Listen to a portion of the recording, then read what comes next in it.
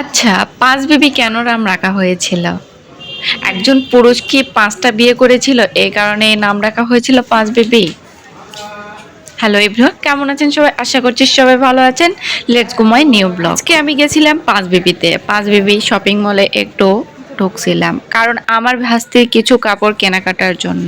সেখানে গিয়ে একটু ঘোরাফেরা করতেছিলাম আর আমার ভাবিরা কেনাকাটা করতেছিল। তার ফাঁকে আমার মেয়েটা মানি কয়েন পেয়ে পাগলের মতো এখান থেকে ওখানে, ওখান থেকে ওখানে ছোটাছুটি করতেছিল। তার ছোটাছুটি দেখে অনেকটাই ভালো লাগতেছিল। আবার বিরক্তও লাগতেছিল যে দোকানদারেরা কিছু বলে নাকি।